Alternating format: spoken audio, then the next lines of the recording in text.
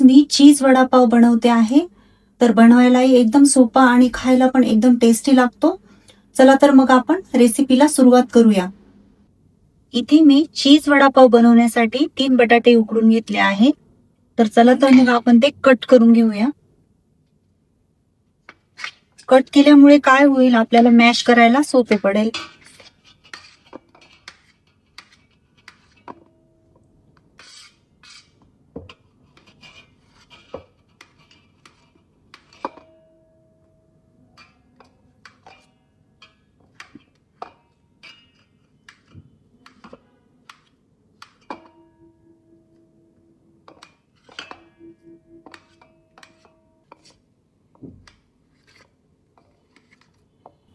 आता आपण हे बटाटे मॅश करून घेणार आहोत.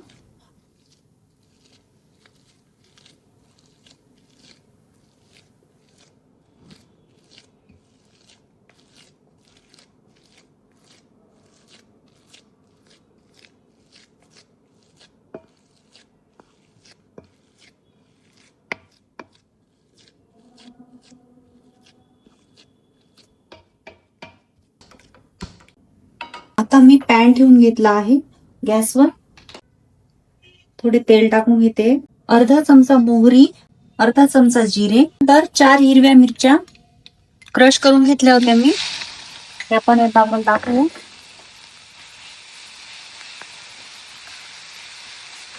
त्यानंतर एक कांदा कट केलेला तो पण यात ऍड करतो आहोत. त्यानंतर 7 ते 8 कढीपत्त्याची पानं,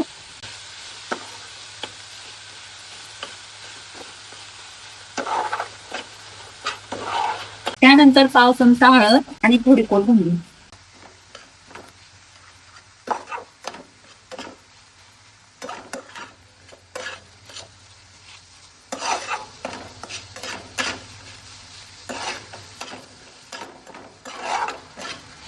आणि चवीप्रमाणे मीठ टाकून घेणार आहोत सर्वात शेवटी.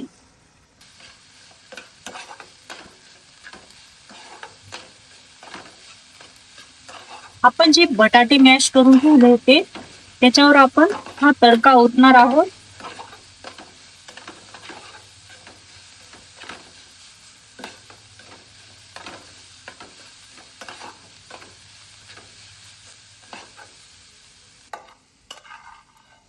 तर आता आपण हा तडका बटाट्यावर टाकून घेऊया.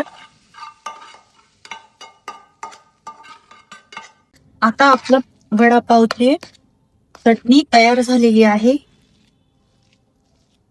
तर आपण ती छान पद्धतीने मिक्स करून घेऊया.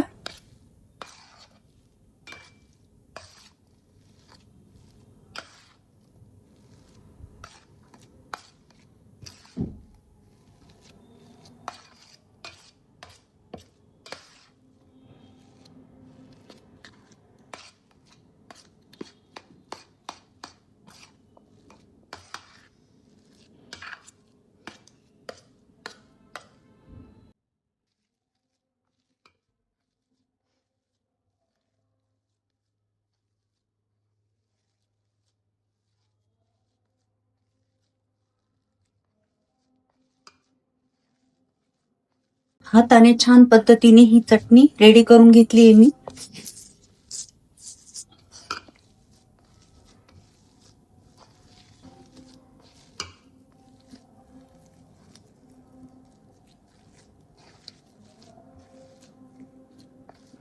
तर मी इथे चीज क्यूब घेतलेला आहे.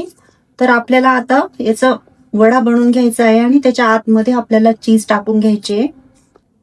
तर आपण आता हलक्या हाताने वडा थोडा प्रेस करून घेणार आहोत आणि आपल्याला त्यामध्ये चीज क्यूब टाकून घ्यायचा आहे.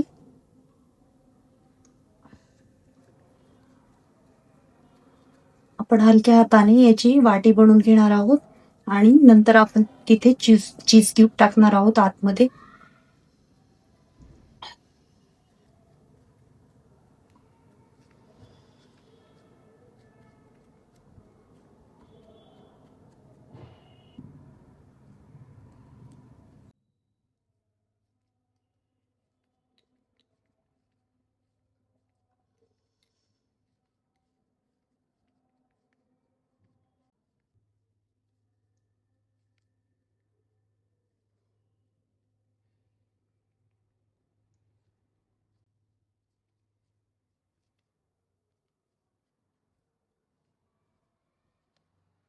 तर तुम्ही पाहू शकता मी अशा पद्धतीने क्यूब टाकून वडा बनवून घेतला आहे. आता मी पुन्हा दुसरा पण वडा बनवते आहे, तुम्ही पाहू शकता.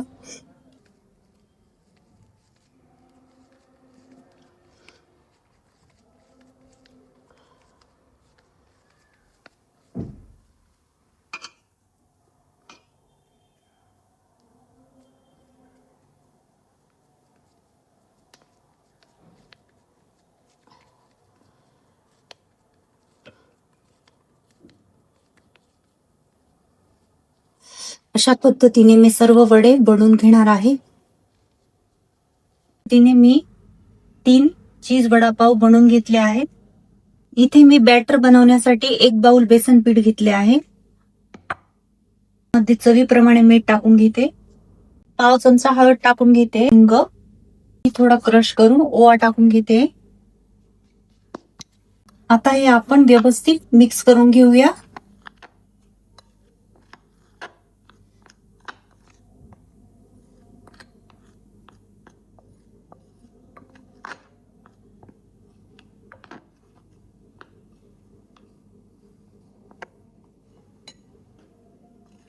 आता आपण हे पीठ थोडे थोडे पाणी टाकून मिक्स करून घेऊया.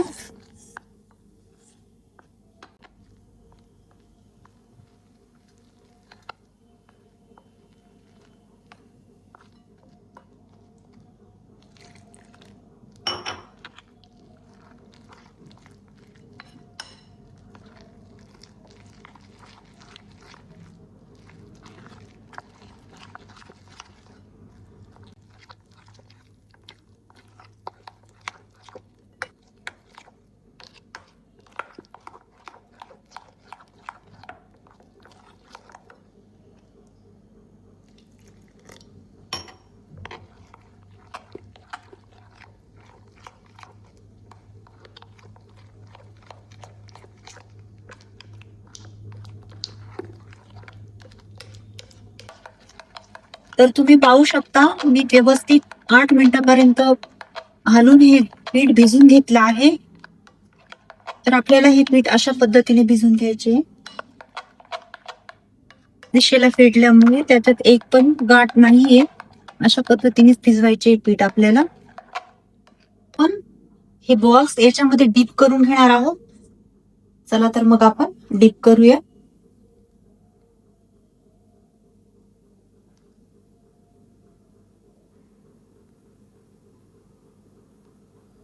इकडे मी कढईत तेल गरम करून घेतले होते.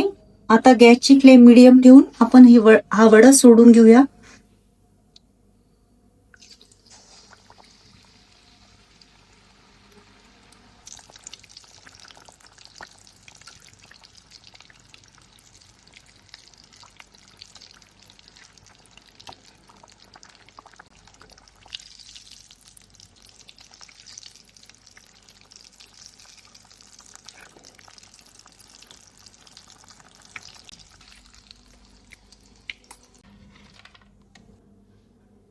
अशा प्रकारे चीज वडापावची रेसिपी तयार झालेली आहे. तर मी तुम्हाला आता वडा कट करून दाखवते.